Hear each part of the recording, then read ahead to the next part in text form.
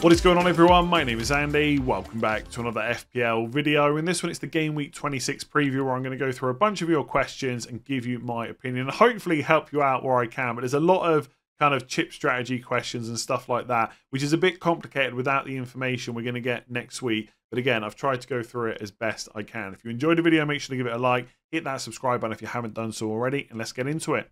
All right, let's start with a wildcard question. So it's definitely team dependent, but what is the best time to wildcard?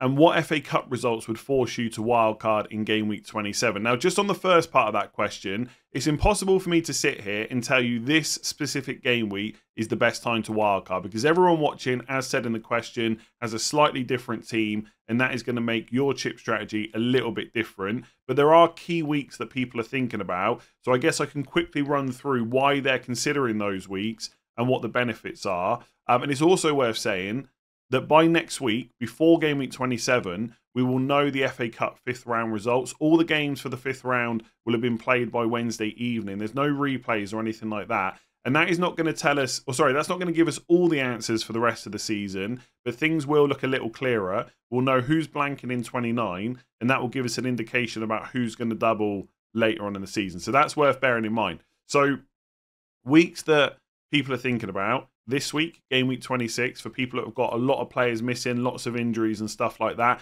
For my team, based on what Pep said about De Bruyne last night, I could have to make a -8 to get 11 players. I'm willing to take that hit to avoid having to wildcard because I want that information from the FA Cup next week. Had the FA Cup games be played this midweek, then I would probably be looking a bit more at wildcarding in Game Week 26. But for now, I just cannot do that. But you might be sat there with a ton of players missing, like where you have to take -16s, -20s, in that case, you probably want a wild card instead and just hope that the FA Cup results are kind, because you do have information that 3 matches are definitely on in 29. You do also know which teams are doubling in 28, so you can prepare a pretty good wild card.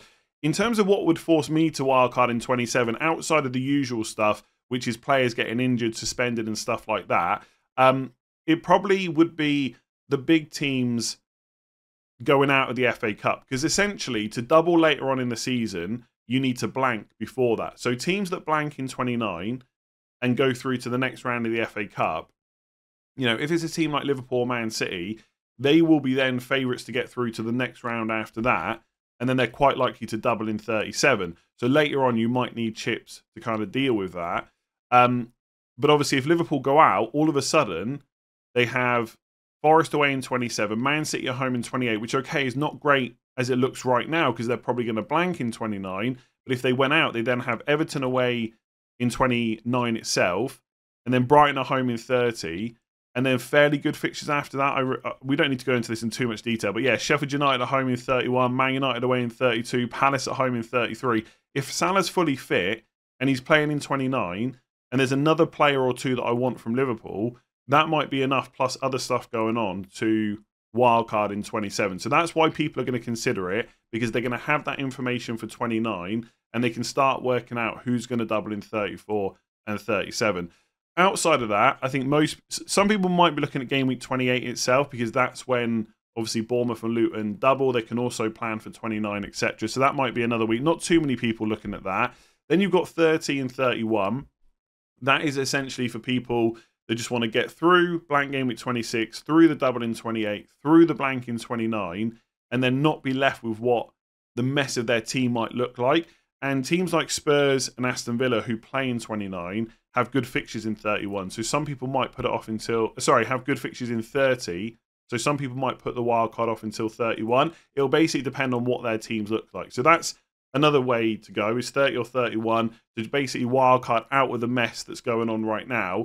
And then some people, especially if they free hit in 29, might leave the wild card until much later, like Game Week 35, because that will let them set up for the bench boost in 37. Now, a lot of people will think that's way too long to wild card, and obviously you only get 4 weeks out of the rest of the season. But if you can nail that bench boost, and there's loads of injuries or players are starting to get rotated and you get the ones that aren't, it might be enough. But it all depends on what's going to happen in Game Week 29. So for most people, I think if they don't go in 27, they're going to go in 30 or 31. But some people are going to go in 26. Some people are going to go in 35. They are the main weeks that people are looking at. And in terms of FA Cup results that would force the wild card next week, it'd probably be some of the big teams going out, because then you know they're not going to double later on, and you can just get them in now while they've got more fixtures, essentially. I might have missed something because this stuff does get confusing, but I think that's as short an answer as I can give that hopefully covers most stuff. So how many hits is too much for fielding a full starting 11? And I'd say a lot of people are thinking about this for game week 26.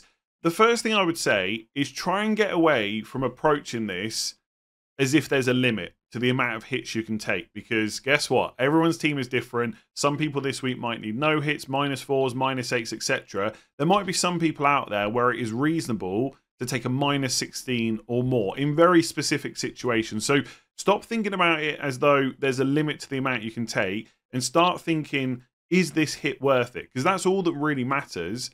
You know, is that transfer I'm making worth 4 points? And if it is, then you should look to take that hit. And some of that decision will come into what chips you've got as well, which I'll talk about in a minute. But as an example, right, or how I would be thinking about it this week, is the player that I'm taking out, one, either injured or not got a game this week, but also not really that useful to me over the next coming weeks? Like, they're probably likely to blank in 29. They might not have their place back. The fixtures might not be good, all that kind of stuff.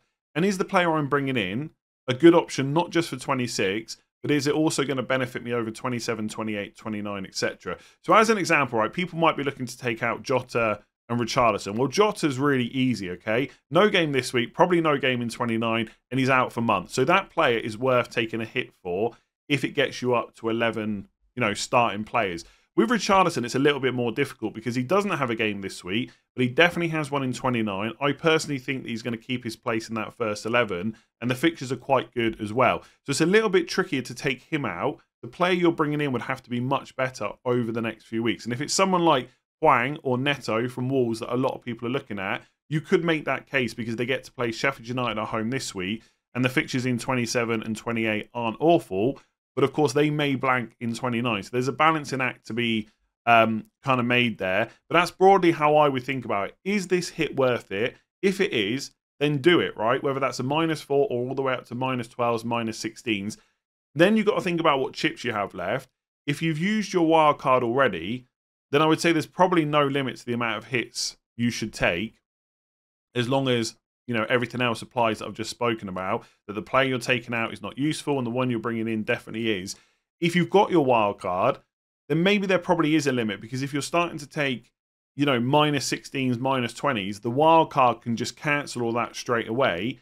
And yes, you might need hits in the future to, you know, get through blank game week 29, double game week 34, 37, etc. But those hits might not add up to the amount you're taking right now. So in theory, there's no limit for me. The hit is either worth it or not. But if you've got your wild card left, you know, once you start taking -16s, -20s, you've probably got to ask yourself, why am I avoiding the wild card, right? So I would start considering it at that point. Like for my team, I knew I was going to have to take a -4 this week at a minimum. I might not, sorry, let me get my words out. I might now have to take a -8 depending on other stuff, but hopefully it's not too much more than that. For me, that is more than reasonable to avoid using the wild card and get more information next week. But if loads more players get injured, then I'm willing to hit the wild card this week if I need to. So what are the benefits of taking hits? And I guess using free transfers as well to plan ahead of blank game week 29 versus just using the free hit instead. Now, again, the answer to this question will become a lot clearer next week once we know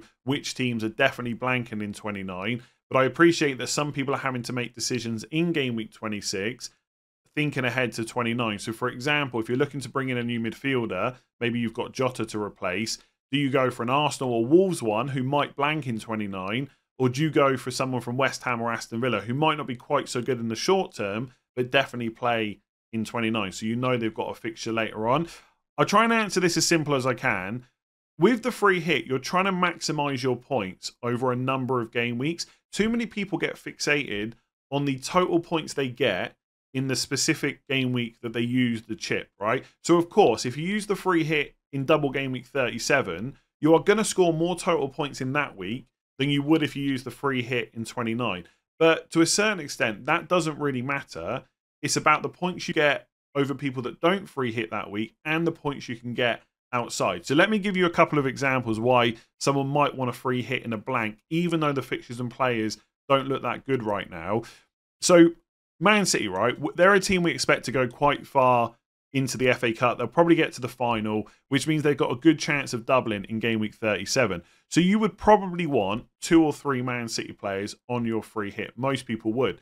Well, before that, right, in the run-up to double game week 37, they've got Aston Villa at home, Crystal Palace away, Luton at home, Spurs away, Forest away, and Wolves at home. That's their fixtures from game week 31 to game week 36. So do you think people are going to be going without Man City players? Possibly, because of rotation and stuff like that. But everyone's going to have Haaland if he's fit, and then maybe 1 or 2 other players. So if you free hit in 37 and get 3 Man City, you're not necessarily gaining an advantage because you will probably want 2 or 3 of them before that, right? It might be similar with Liverpool. I haven't checked the fixtures, so this could be wrong.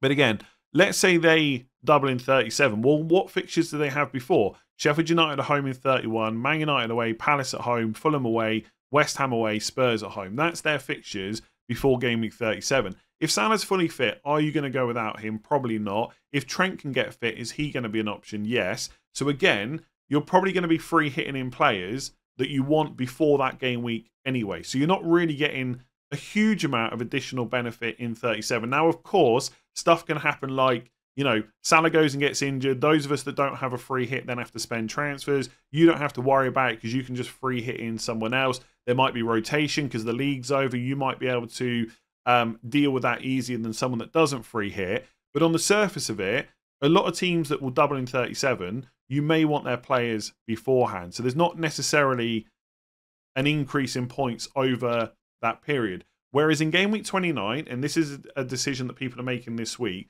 you might benefit by using it in a free hit where the fixtures and the players aren't great, but you get better players outside of that. So if you don't have Saka right now, right, forget game week 29 for a second. If you're just looking at 26, 27, and 28, would you rather have Saka or Douglas Luiz? I think most people would say Saka. Would you rather have Saka or Jarrod Bowen? You'd rather have Saka. So because you're potentially free hitting in 29, you don't need to worry about who's blanking that week. You just get Saka now. Maybe you get, I don't know, an additional 5 or 6 points over the next 3 game weeks. That's just from one player, right? What if you need 2 midfielders this week? Do you go for Bowen or Luiz, or do you go for Saka or Hwang? I guess essentially, if you're not free hitting in 29, are you happy with what your team and your transfers will look like before that? If you are, then hold the free hit because it could be very handy in game week 34 or 37 later on in the season. But it might be that you get more points outside of 29 by using it that week. And don't underestimate having extra bodies, even if they're not that great, right? Let's say that no other fixtures were on, right? And every other team's going to blank. We just got the 3 we already know. And okay, having like Tony and Regan on and maybe a 3rd Brentford player doesn't sound great, but you got 3 Villa, you got 3 Spurs, that's already 6 of your 11. You've only got to make another 5 up. Even if those other 5, you know, didn't get any attacking returns, that's still 10 points. Okay, so someone that's got 8 players and you've got 11 on your free hit, plus a bench in case anything goes wrong, that's 6 extra points just from appearances. And then obviously outside of yellow cards, etc. Plus you hope they get some attacking returns.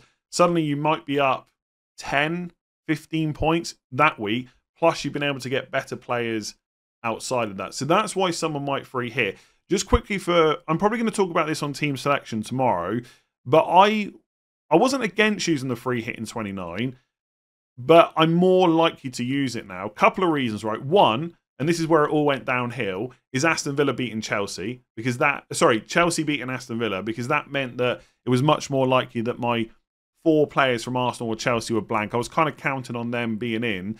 But also, I've sold Porro, who's also injured now. He might not be back for 27. People might need to sell him. I also took the opportunity to get De Bruyne for the double in replace of Richarlison, which has gone horribly wrong, but it was a decision that I made. And all of a sudden, I've only got Areola, Taylor, and Watkins that are definitely playing in 29. Now, by next week, that might be different, right? There might be a bunch of cup upsets. But I've got 1 transfer in 26, 1 in 27, 1 in 28, 1 in 29. That's 4 transfers. So that's another 4 players potentially playing in 29. Bearing in mind I can't buy any Spurs players this week because they're blanking. That takes me up to 7 without hits. And I'm willing to take a few hits to not use my free hit if I think it will work. But that also ignores the fact that there's a double in 28 where I'll probably want another 1 or 2 players from Bournemouth, maybe Luton as well. Like one of my transfers has to be Solanke in. and he might not play in 29. So then we take it down to 3 transfers. That's 6 players to play in 29. I just don't know at this point whether I can get away with not free hitting. I've just got too many players.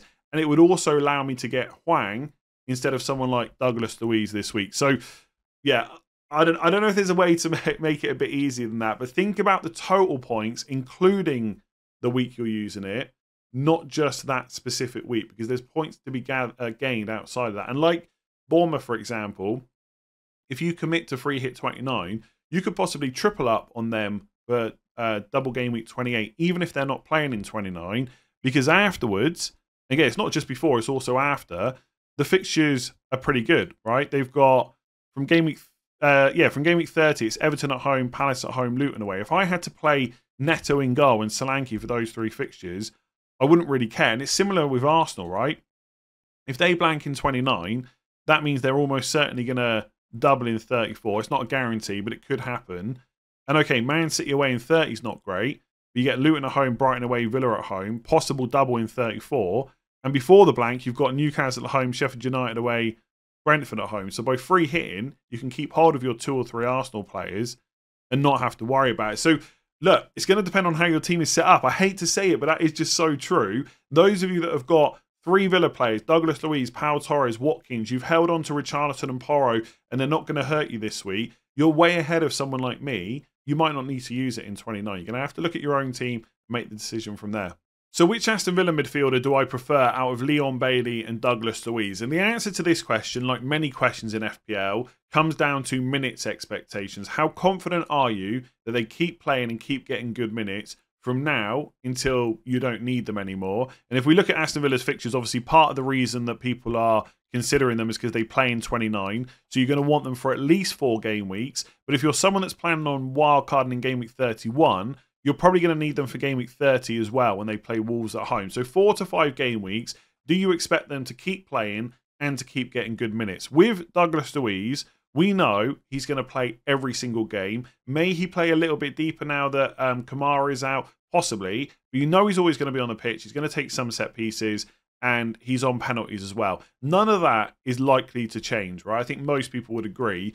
With Leon Bailey, he does seem to be first choice right now. His minutes have been okay. His starts have been all right as well. Not perfect like Douglas Luiz, but you wouldn't expect them to be. If we have a quick look here, he has started, I think it's, let me just count, 3, 4, 5, 6, 7, 8, 9, 10, 11, 12. Out of the last 12 games, he has started 10 of them. Right, I should have checked that before I started recording, but he started 10 of the last 12.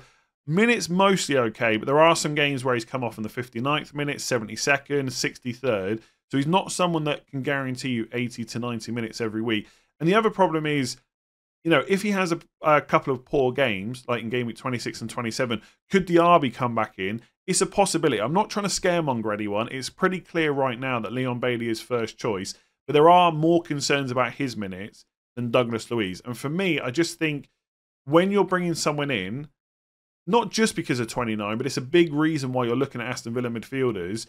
In 4 or 5 game weeks' time, you don't want to have to use another transfer to get rid of them. Like going into 29, if Bailey hasn't started the game before or the one before that, you're going to be thinking to yourself, do I risk it? You probably would risk it. And if he doesn't start, it could just be another 1 point or something like that. So I think for that reason, I probably prefer Douglas Luiz. But what I will say is, right, and just checking this on Fantasy Football Hub, links in the description as normal.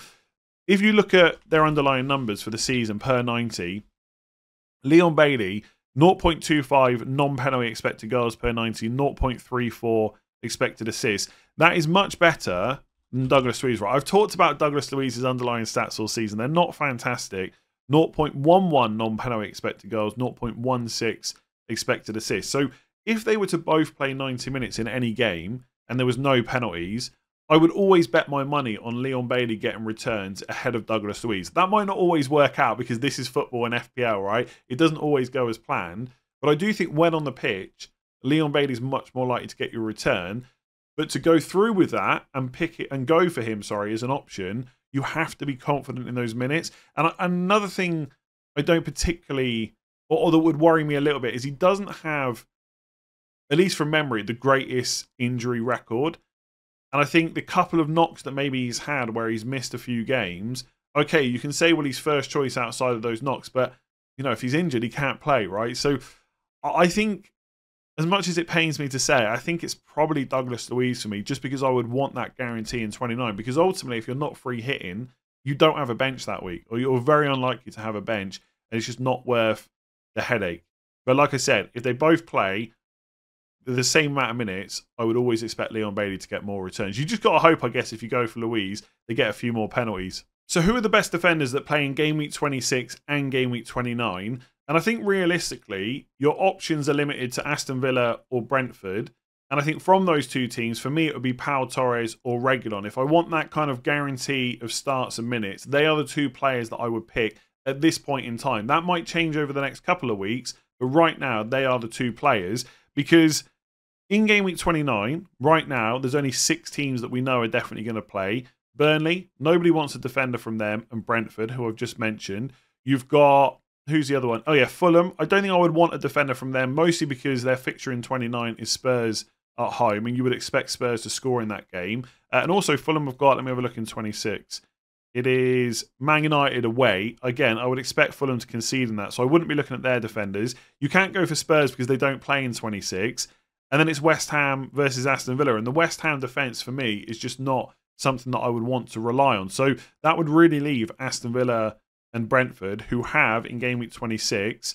For Brentford, it's West Ham away, and for Aston Villa, it's Forest at home. So that is the two teams that I would look at. There is no one else, in my opinion. You can't go for Pinnock at the moment unless Thomas Frank says that he's back fully fit. So Reguilon seems to be the one who's a bit more attacking and does seem to have a run of starts now since he's got into that team. So he should be fairly safe. And then for Aston Villa, which I've spoken about already this week, Pau Torres, when fully fit, is absolutely nailed in that Aston Villa side. And like the Douglas Luiz conversation we've just had, if you're buying someone this week that you want to rely on in 29, he is the one that I would go for. You could take the risk with Moreno, but Luca Dean is always lurking. When they're both fit, there could be some rotation. And Matty Cash, once Konza or Carlos are back, even just one of them, he might lose his place. He's not a guarantee to start, and he might not be as attacking as maybe we would expect anyway. I think he's more likely to get you an attack and return than someone like Pau Torres, but not enough that I would take the risk on his minutes. So, yeah, for 26 and 29, is Pau Torres or Reguilon, I'd probably go for the Aston Villa defender. So if you haven't used your triple captainship yet, when would you use it? Now, for me, I used it on Haaland in Game Week 25, which didn't quite go to plan, as usual with the triple captainship and my team. But if I hadn't done that, I'd probably use it on Solanke in Game Week 28. As long as he comes through Game Week 27 unscathed, right, he's fit and available going into 28, and you know he's going to start both games. He pretty much always plays 90 minutes. He's on penalties. And Sheffield United at home and Luton at home as a double game week is about as good as it's ever going to get. And I just don't think that I would turn that down. But outside of that, most people are probably not going to wildcard or free hit that week. And if you are someone that's got all your chips left, you're going to want to use some of them in other double game weeks. So you don't want to block yourself by saving the triple captain. The other thing to consider is who would you want to use it on, right? So generally, when we go into the beginning of the season, we know players like Salah and Haaland are going to be great, and they are usually the players you'd want to target in a double game week. Now, we don't know for sure that they're going to double later on or what fixtures they're going to have, but we can have a good idea, right? So teams that are going to double in 37 will blank. I think I've got this right. Will blank in 34. So if Man City are going to double in 37, they would probably have Fulham away and Spurs away. Now, that's all well and good. Haaland is definitely capable of getting returns in both of those games, although I said that for Chelsea and Brentford, that didn't happen. But we know he is capable, right? So he could get returns in both of those games. But what if the Premier League is done and dusted by then? Man City have won it, and they're in the Champions League still, like last year. There could be rotation, right? Now, you could go and use it on someone like Alvarez instead, but would you be happy having to use it on Alvarez for Spurs away, Fulham away, rather than take in Solanke right now?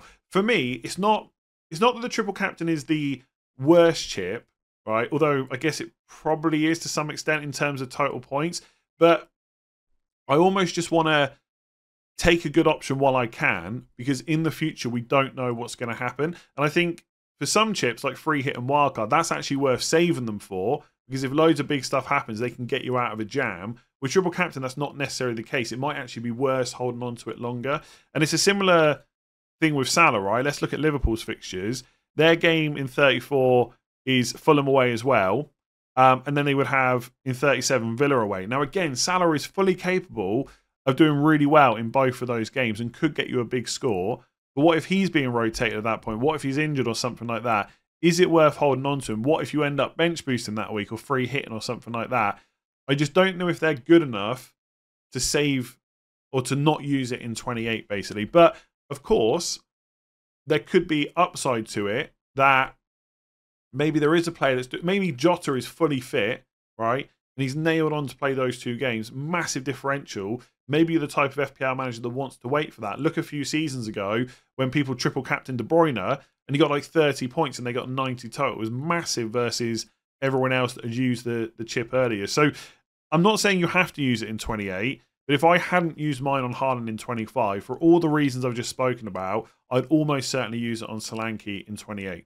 So what is the likelihood of Man United and or Luton both having games in blank game week 29? I've included this question as a bit of a refresher ahead of, the FA Cup games next week. Essentially, these are the matches in the FA Cup 5th round that I've got on screen. Any Premier League team that goes through to the next round will blank in game week 29, and so will their opponents. So Blackburn Rovers are playing Newcastle United. If Newcastle win, their game against Crystal Palace in game week 29 would then be off, and none of the players for those teams would play in that game week. That would get rearranged later on, possibly in game week 34.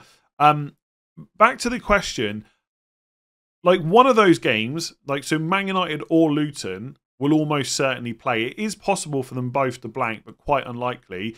But it's not possible for both games to be on. Man United versus Sheffield United and Nottingham Forest versus Luton in game week 29 can't both be on because Forest are playing Man United in the FA Cup. So if Man United win, Man United versus Sheffield United in 29 would be off. And if Forest beat Man United in the FA Cup, Luton versus Nottingham Forest would definitely be off in 29. So both of those games can't be on.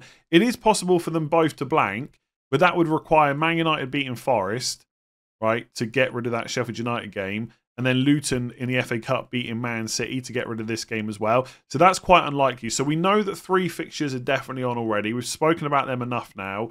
One other fixture is quite likely to be on. And there's usually at least one other upset as well. So it could be a case we've got 4 or 5 fixtures and you might not need to free hit in 29. I think the big games really, from an FPL point of view, the biggest one is definitely Chelsea versus Leeds. Because if Leeds win that game, and obviously Chelsea have shown recently that they are a good team, right? On their day, they did well against Man City, etc. But if Leeds win that game, Chelsea versus Arsenal would be on in 29. All of a sudden, people that have held Palmer have got Saka, maybe 1 or 2 Arsenal defenders, have got 3 to 4 extra players for game week 29, and free hit would almost certainly not be needed. So that's a huge game. And the other 2 are probably Wolves versus Brighton and Bournemouth versus Leicester, because Bournemouth have a double in 28 and Burnley in 27, and Wolves have got Sheffield United this week. Lots of people are looking at their players.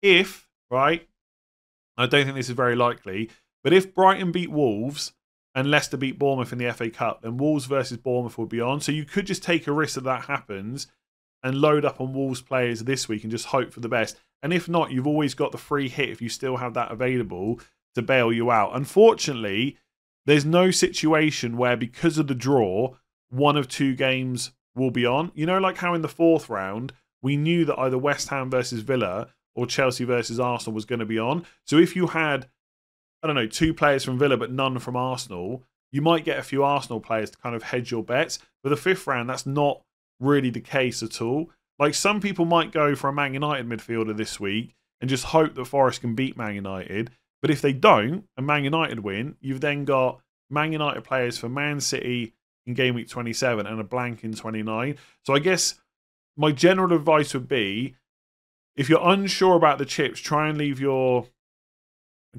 choice open. So that might mean going for someone from West Ham or Villa, like a Luiz or someone like that, just that you don't necessarily have to free hit in 29.